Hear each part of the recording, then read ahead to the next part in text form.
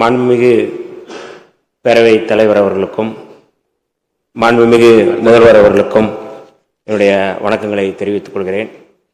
மக்களின் உணர்வுகளை எதிரொலிக்கும் எதிர்க்கட்சி தலைவர் அவர்களுக்கும் என்னுடைய வணக்கங்களை தெரிவித்துக் கொள்கின்றேன். நம்பிக்கை கோரும் இந்த தீர்மானத்தின் மீது பேசுவதற்கு எனக்கு வாய்ப்பளித்தமைக்காக முதலில் எமது நன்றியை தெரிவித்துக் கொள்கின்றேன். இந்த அவையிலே பங்கெடுத்திருக்கின்ற அத்தனை சட்டமன்ற உறுப்பினர்கள், அமைச்சர் பெருமக்கள் அத்தனை பேருக்கும் என்னுடைய வணக்கங்களை தெரிவித்துக் கொள்கிறேன். இதுவரை மக்கள் மன்றத்தில் போராடி வந்த என்னை சட்டமன்றத்தில் களமாட வாய்ப்பளித்த எமது தலைவர் எழுச்சி தமிழர் தொல்காப்பியன் திருமாவளவன் அவர்களுக்கு இந்த அவையில் நன்றியை தெரிவித்துக் கொள்கிறேன். எம்மை நம்பி வாக்களித்து வெற்றி பெற வைத்த திண்டிவனம் தொகுதி மக்களுக்கும் கூட்டணி கட்சியைச் சேர்ந்த தலைவர்களுக்கும் கூட்டணி கட்சியினுடைய தோழர்களுக்கும் எமது நன்றியை தெரிவித்துக் கொள்கிறேன். விடுதலை சிறுத்தைகள் கட்சி உள்ளிட்ட மதச்சார்பற்ற கட்சிகளின் ஆதரவோடு பொறுப்பேற்றிருக்கும் இந்த அரசு நம்பிக்கை வாக்கெடுப்பில் வெற்றி பெற்று 5 ஆண்டுகளுக்கு நீடிக்கும் என்று நான் உறுதியாக நம்புகிறேன். அதற்காக முன்கூட்டியே விடுதலை சிறுத்தைகளின் சார்பில் எமது நன்றியை தெரிவித்துக் கொள்கின்றேன், வாழ்த்துக்களை தெரிவித்துக் கொள்கின்றேன். விடுதலை சிறுத்தைகள் கட்சியும் இடதுசாரி கட்சிகளும் காங்கிரஸ், இந்திய யூனியன் முஸ்லீம் லீக் ஆகிய கட்சிகளும் திமுக தலைமையிலான மதச்சார்பற்ற முற்போக்கு கூட்டணியில் இடம்பெற்று தேர்தலை சந்தித்தோம். ஆனால் இந்த தேர்தலில் தவேகாவுக்கு தமிழக வெற்றி கழகத்திற்கு பெரும்பான்மை கிடைத்து ஆட்சி அமைத்துள்ளது. பாஜகவின் மறைமுக செயல் திட்டமான ஆளுநர் ஆட்சியை கொண்டு வருவதற்கான முயற்சியை தடுக்கும் வகையில் விடுதலை சிறுத்தைகள் தமிழக வெற்றி கழகத்திற்கு ஆதரவு தெரிவித்துக் கொள்கின்றோம். மாண்புமிகு முதலமைச்சர் அவர்கள் பொறுப்பேற்பதற்கு விடுதலை சிறுத்தைகள் கட்சியின் ஆதரவு முக்கியமானதாக இருந்தது என்பதை இந்த நாட்டு மக்கள் அறிவார்கள்.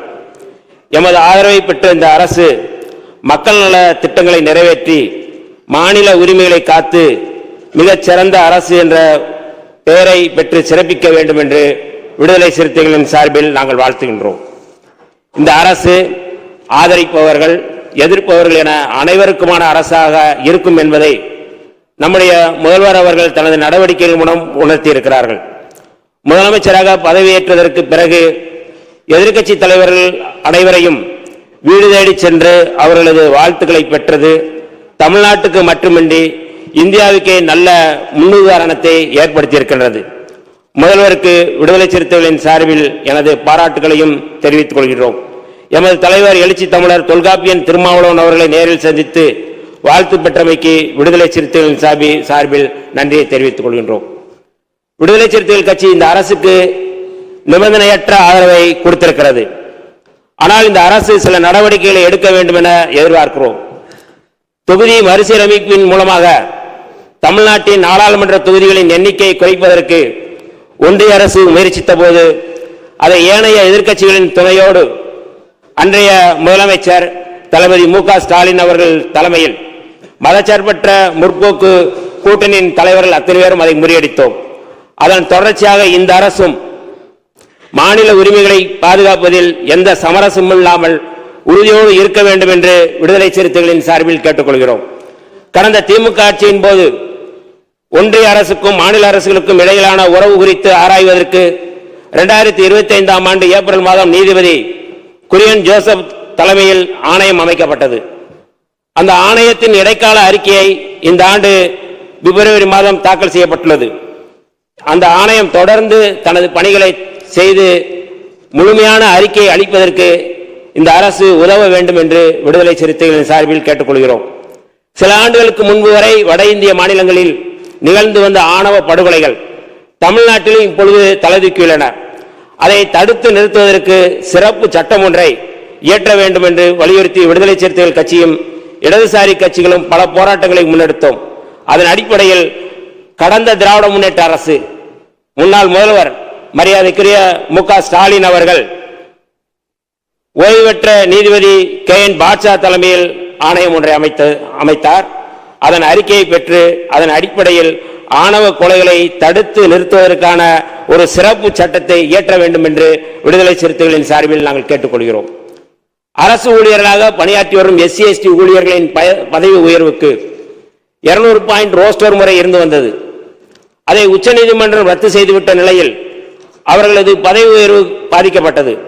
அதை சீர் செய்வதற்காக இந்தியாவின் பல்வேறு மாநிலங்களில் இருப்பதை போல அரசமைப்பு சட்டத்தின் உறுப்பு 16(4)A வழங்கும் அதிகாரத்தை பயன்படுத்தி சட்டம் ஒன்றை இயற்ற வேண்டும் என்று விடுதலை சிறுத்தைகளின் சார்பில் வலியுறுத்துகின்றோம்.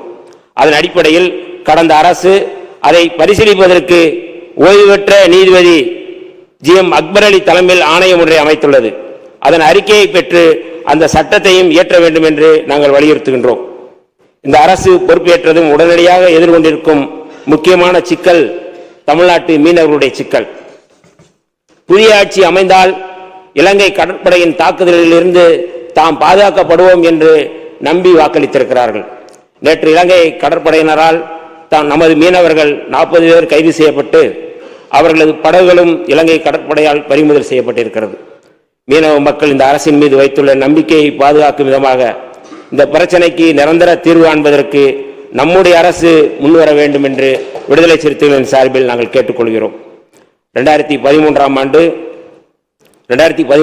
முதல் மராட்டிய மாநிலத்திலும் 2020ஆம் ஆண்டு முதல் கர்நாடகாவிலும் மூட நம்பிக்கைகள் மூலம் ஏமாற்றுவோருக்கு சிறை தண்டனை அளிக்கும் சட்டங்கள் நடைமுறையில் உள்ளன. இது தவிர பீகார், ஜார்க்கண்ட், சத்தீஸ்கர், ஒடிசா, ராஜஸ்தான் போன்ற மாநிலங்களில் மாந்திரிகம், சூனியம் ஆகியவற்றுக்கு எதிரான சட்டங்கள் நடைமுறையில் உள்ளன. குறிப்பாக மராட்டியத்தில் பகுத்தறிவுவாதி நரேந்திர தபோல்கர் இத்தகைய மூட நம்பிக்கைகளுக்கு எதிராக சட்டம் கோரி போராடி வந்தார். சனாதன் சன்ஸ்தா என்னும் பயங்கரவாத அமைப்பைச் சேர்ந்த சனாதன பயங்கரவாதிகள் 2013ஆம் ஆண்டு ஆகஸ்ட் 13ஆம் தேதி புனே நகரில் பகுத்தறிவாதி நரேந்திர தபோல்கரை உறுப்பினர். இந்த படுகொலையை தொடர்ந்து 2015 பிப்ரவரியில் இடதுசாரி எழுத்தாளர் கோவிந்த் பன்சாரே, அதே ஆண்டு ஆகஸ்டில் கன்னட எழுத்தாளரும் கன்னட பல்கலைக்கழகத்தின் முன்னாள் துணைவேந்தருமான MM கல்புரிக்கு 2017 செப்டம்பரில் பத்திரிகையாளர் கௌரி லங்கேஷ் ஆகியோரை மானிய கோரிக்கைகள் தான் வருகிறது. பேசுவதற்கு நிறைய வாய்ப்பு இருக்கிறது. இன்னும் அதிகமாக ஆலோசனை சொல்வதற்கு நேரம் இருக்கிறது. இன்று நாம் அனுபவிக்கும் ஒவ்வொரு உரிமைகளும் சமூக முன்னேற்றமும் பல தலைவர்கள், அறிஞர்கள், கள செயற்பாடுகளின் ஈடில்லா தியாகத்தால் தான் கிடைத்துள்ளன. ஆகவே நமது அரசு ஜோதிடம், பில்லி சூனியம் போன்ற மூட நம்பிக்கைகளுக்கு எதிரான நம்பிக்கைகளுக்கு இடம் தராமல் அறிவியலை வளர்க்கும் திட்டங்களுக்கு முன்னுரிமை கொடுக்க வேண்டும் என்று நான் விடுதலை சிறுத்தைகளின் சார்பில் கோரிக்கை வைக்கின்றேன். அறிவியலார்ந்த மனிதநேயம், ஆய்ந்து தெளிந்த சீர்திருத்தம். இருங்க, நான் சொல்லுங்க, கொஞ்சம் பேச விடுங்களேன். அறிவியலார்ந்த உழைப்பாங்க, ஆர்வம் ஒவ்வொரு குடிமகனின் கடமையாக இந்திய அரசியலமைப்பு சட்டம் உறுப்பு 51A வரையறுக்கிறது. எனவே கர்நாடகம் மற்றும் மராட்டியத்தில் இருப்பது ஒன்று மூட நம்பிக்கைகளுக்கு எதிரான சட்டத்தை கொண்டு வர வேண்டும் என்று விடுதலை சிறுத்தைகளின் சார்பில் வலியுறுத்துகின்றோம். நமது தொப்புள் கொடி உறவான ஈழத்தமிழர்கள் சிங்கள பௌத்த பேரினவாத அரசின் கீழ் இப்போதும் அல்லல்பட்டு வருகின்றனர். கடந்த 4 நூற்றாண்டுக்கு மேலாக தனித்தமிழீழ கோரிக்கையை காந்தி வழியில் ஈழத்தந்தை செல்வா போராட்டத்தை நடத்தினார்கள், அறப்போராட்டத்தை. அதன் தொடர்ச்சியாக மேதகு பிரபாகரன் அவர்கள் தனித்தமிழீழ கோரிக்கைக்காக ஆயுத வழி அறப்போராட்டத்தை முன்னெடுத்தார்கள். 2009ஆம் ஆண்டு மே மாதத்தில் முள்ளிவாய்க்காலில் எமது தமிழ் தேசிய இனத்தின் வீரஞ்செறிந்த போராட்டத்தை இந்திய அரசின் உதவியோடு இனப்படுகொலையை நடத்தி உலக நாடுகள் முடக்கின. ஈழத்தமிழர் விடுதலைக்கு தீர்வு காண இந்திய அரசு இலங்கை அரசுடன் போட்ட ஒப்பந்தம் நிறைவேற்றப்படாமல் உள்ளது. இந்த சூழலில் நமது அரசு ஈழத்தமிழர் வழியை உணர்ந்து ஈழத்தமிழர்கள் தம்மைத்தாமே ஆட்சி செய்து கொள்ளும் உரிமையை, அதாவது தனித்தமிழ் ஈழத்தை மீட்டுத் தருவதற்கு தமிழ்நாடு அரசு முன்முயற்சி மேற்கொள்ள வேண்டும் என்று விடுதலை சிறுத்தைகளின் சார்பில் கேட்டுக்கொள்கிறோம். அது மட்டுமல்லாது தமிழின படுகொலை நடைபெற்ற மே 18 சர்வதேச இனப்படுகொலை தினம் உலக தமிழர்கள் முன்னெடுத்து வருகின்றனர். அந்த வகையில் மே 18 அன்று தமிழீழ விடுதலை கனவோடு மாண்டு மடிந்த எமது மாவீரர்களுக்கும் பொதுமக்களுக்கும் வீர வணக்கம் செலுத்தும் வகையில் தமிழ்நாடு அரசே இந்த துயரத்தில் பங்கெடுத்து அந்த நினைவை கூறப்பட வேண்டும் என்று விடுதலை சிறுத்தைகளின் சார்பில் நாங்கள் வலியுறுத்துகின்றோம். தமிழ்நாட்டில் தஞ்சமடைந்த ஈழத்தமிழ் அகதிகளுக்கு கடந்த ஆட்சியின் போது நிரந்தர வீடுகள் கட்டித்தரப்பட்டன. திமுக அரசின் சார்பாக கட்டப்பட்ட அந்த வீடுகளும் எண்ணற்ற சலுகைகளும் இன்றும் தொடர வேண்டும். அவர்கள் இந்திய குடியுரிமை வேண்டும் என்பதையே முதன்மையாக கோருகின்றனர். ஒன்றிய அரசிடம் வலியுறுத்தி தமிழ்நாட்டில் உள்ள ஏதிலிகளின் முகாம்களில் தங்கியிருக்கும் ஈழத்தமிழர்கள் அனைவருக்கும் இந்திய குடியுரிமை பெற்று தருவதற்கு நமது அரசு நடவடிக்கை எடுக்க வேண்டும் என்று விடுதலை சிறுத்தைகளின் சார்பில் கோரிக்கை வைக்கின்றோம். இந்த நம்பிக்கை வாக்கெடுப்பில் வெற்றி பெறப் போகும் நமது முதலமைச்சர் அவர்கள் கல்வி, சுகாதாரம், தொழில் வளர்ச்சி ஆகியவற்றில் முதலிடம் வகிக்கும் தமிழ்நாட்டை பிற துறைகளிலும் முதலிடம் வகிக்கும் மாநிலமாக மாற்ற வேண்டும்.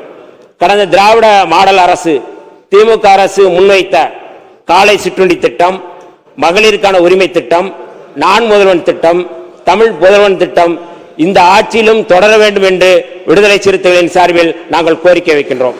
அதேபோல நம்முடைய அரசு சிங்கப்பெண் படை, போதைப்பொருள் தடுப்பு படை, மதுக்கடைகள் மூடல், அதாவது பேருந்து நிலையங்கள், பள்ளிகள், வழிபாட்டு தலங்கள், இந்த பகுதியில் இருக்கின்ற மதுக்கடைகள் மூடல், இந்த 3 முக்கியமான முன்னெடுப்பை விடுதலை சிறுத்தைகளின் சார்பில் நாங்கள் வரவேற்கின்றோம்.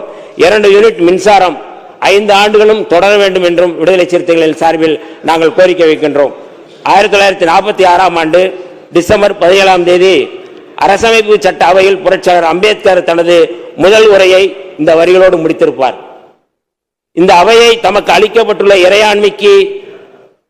இறையாண்மை மிக்க அதிகாரத்தை அறிவார்ந்த முறையில் பயன்படுத்தும் என்பதை நாம் நமது நடத்தையின் மூலம் நிரூபிப்போம்.